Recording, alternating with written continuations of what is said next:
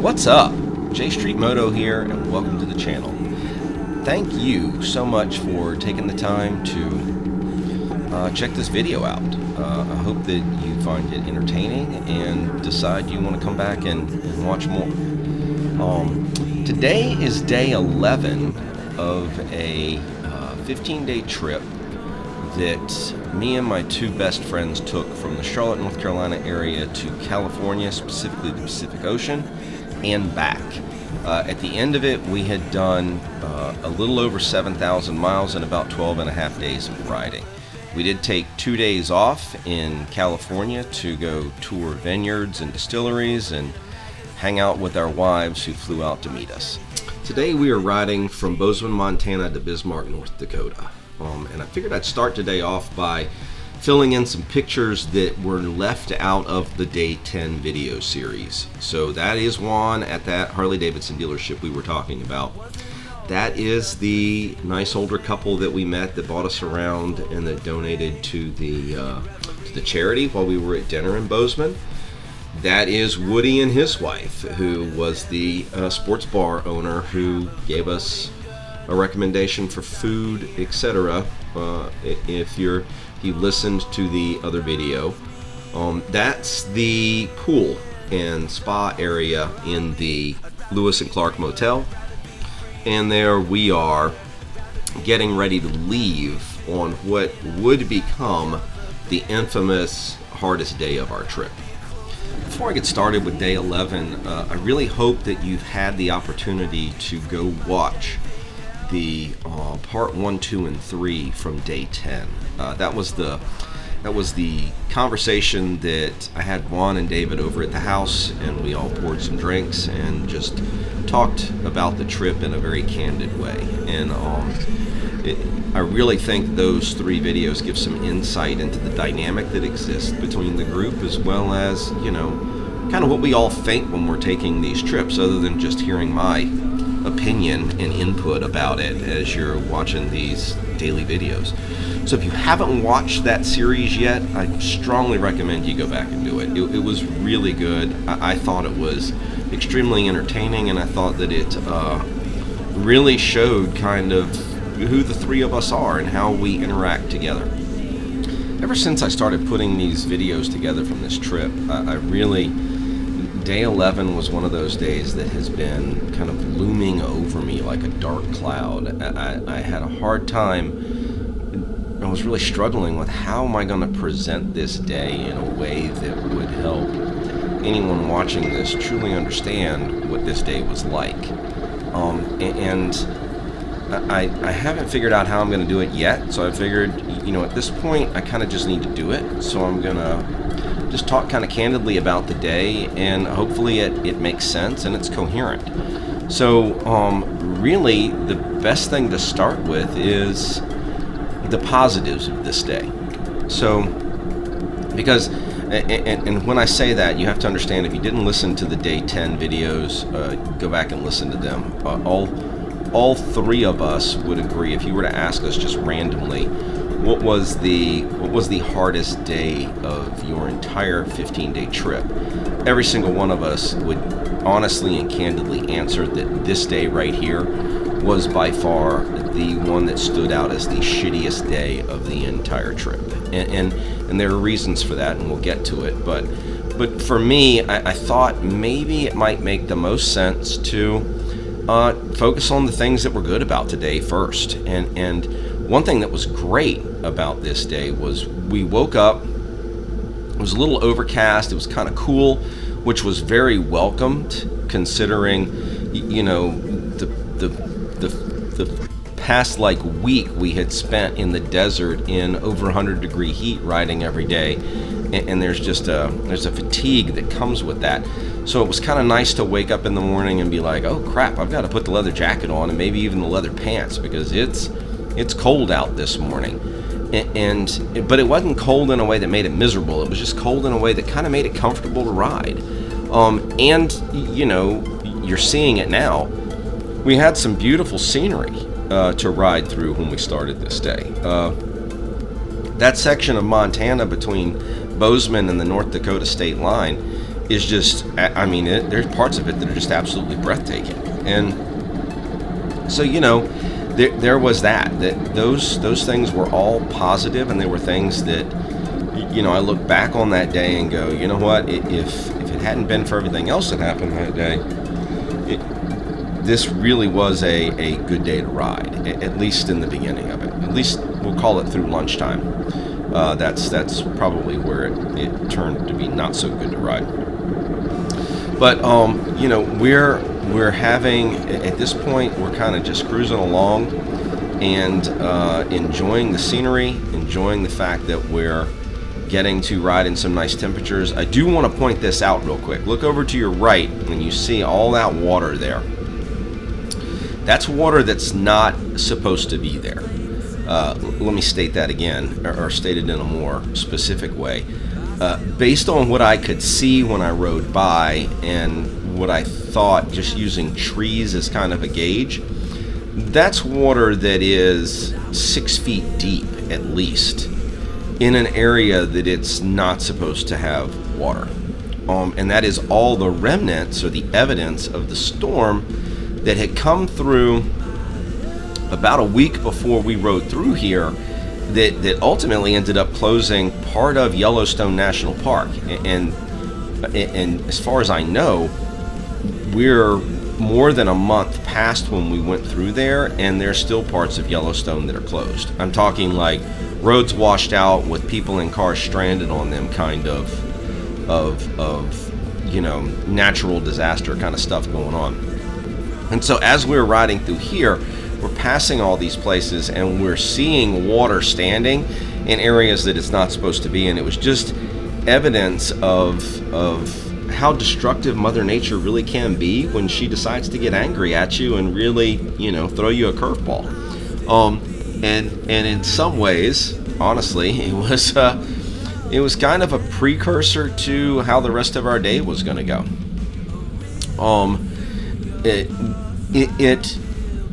But yeah, so I just wanted to point that out. I didn't mean to derail us and go off on a tangent. Right here, you're getting ready to see David leaves his camera on accidentally, I think. But you're getting ready to see, like right there, you can see how much the wind is blowing the grass along this section of interstate that we're on. Now, for us, it wasn't really an issue at this time because the wind was blowing at our backs. It was blowing directly west to east. So it wasn't really an issue. We didn't really care about it. And now you get to watch us at high speed kind of take our photos for Instagram and Facebook to really push the fundraiser. Sorry, I've got the hiccups right now. But yeah, and speaking of the fundraiser, let's talk about that for a second. The Susan G. Komen fundraiser that we're doing to fight breast cancer is still up and still active and still receiving donations. So if you feel compelled to donate to it, you're absolutely welcome to do so. The link to our website that counts towards our goal is actually going to be in the description of this video, and I will have it in the comments section of this video, so you can go there and do that. But yeah, so you got to see us again trying to be photographers when none of us really are. In any case, we got our stuff back together and we got ready to get back on the road. We're still at this point in Montana, and we're heading towards North Dakota. It's about lunchtime, and I'll go ahead and start talking about the negative while the scenery is still beautiful, because to be quite honest, we did not take a whole lot of video during the part of the day where stuff really went bad. So let me go ahead and start talking about that now. So we pull in at lunch, and keep in mind, if you listen to the day 10 video, you know that we already have our reservations for where we're going to stay tonight. We know where we're going. In fact, this is only the second time this entire trip that we started a day and already had reservations for where we were going to be that night. The first time being, we knew we had to be in Napa Valley at a certain time on that I think it was the end of day 5 to meet our wives and hang out there for a couple of days. We met a cool couple in Bozeman that happened to be from Bismarck, and the guy was part owner of a sports bar right off the interstate and right across the street from a hotel that could accommodate us. So we ended up booking our reservations the night before.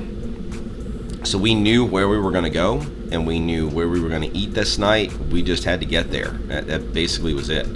Well, about the time we get to lunch, as we're pulling off for lunch, I should say, we're looking off into the horizon, and we can see a really, really massive thunderstorm cell that's sort of off in the horizon. We know it's there. And so as we're sitting at lunch, instead of looking up restaurants and hotels and trying to make our reservations for the night, instead we're spending all of our time looking at our weather apps and radar and the maps to see, is there a way for us to kind of get around this? Because while none of us really enjoy riding in the rain, we will do it. We don't mind it. What we mind is riding in a thunderstorm, because that's a whole different animal. And when you're on a bike, you are literally exposed to everything. You don't have any protection. Even your gear isn't that protective when it comes to stuff like really severe weather. So we really didn't want to ride through a thunderstorm. So we made the decision at lunch to kind of turn south.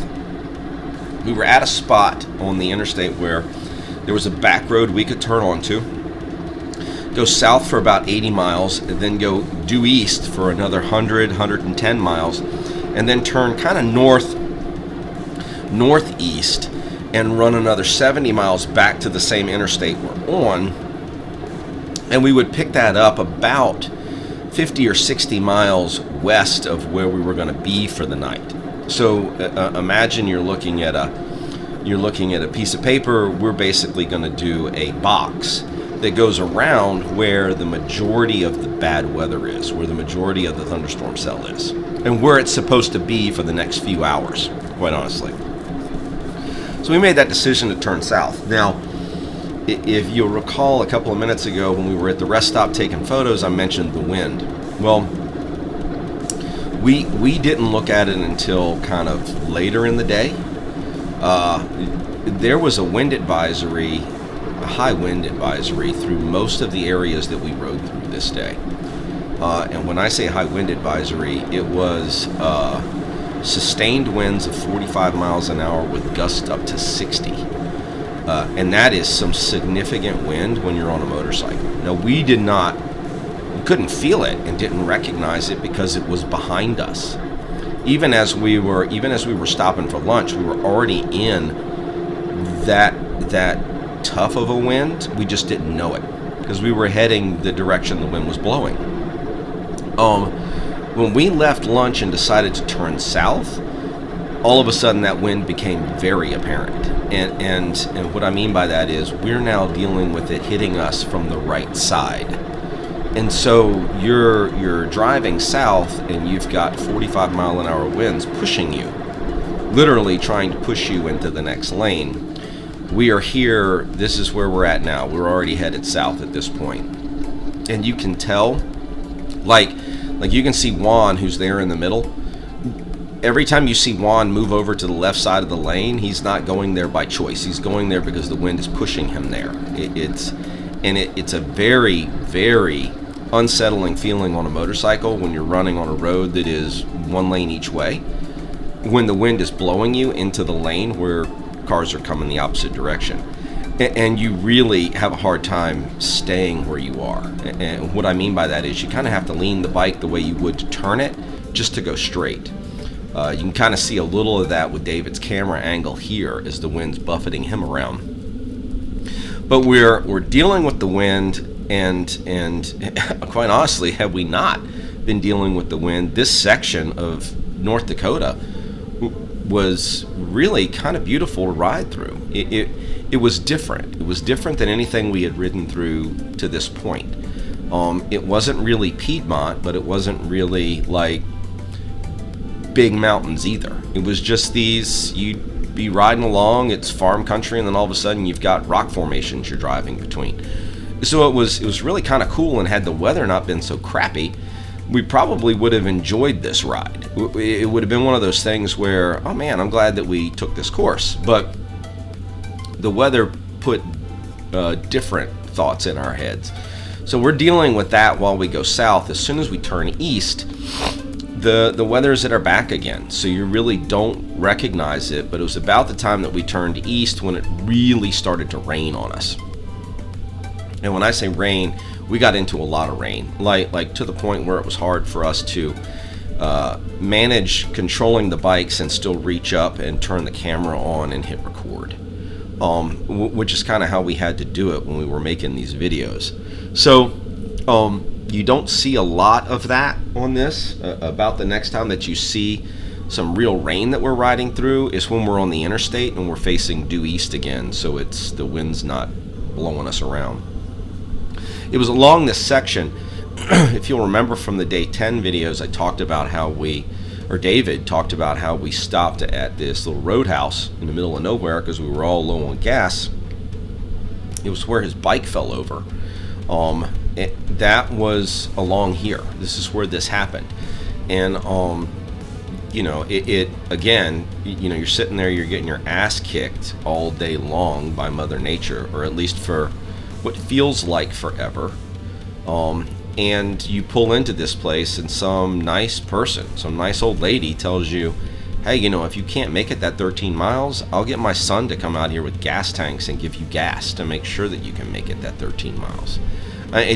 You know, it's those little things that just kind of pick your spirits up and let you know what, all right, we can kind of make it. Because keep in mind, I think I mentioned it in a previous video. If I didn't, I'll state it again now. David and I, in the first trip to California in 2020, we actually dealt with winds so severe coming home on that trip when we hit Nebraska that we had to tap out and call it quits and literally find someone locally that was willing to take some money to tow our bikes or to trailer our bikes to our next stop for the night so that we didn't fall behind schedule, just because we could not ride in it. This was one of those days where, you know, once we finished it, David and I kind of looked at each other and we were like, you know, this was really, really close to approaching the same kind of conditions that we dealt with when we were riding through Nebraska, and just said, we're going to stop. Now, we mentioned in the day 10 video about the dynamics of a group.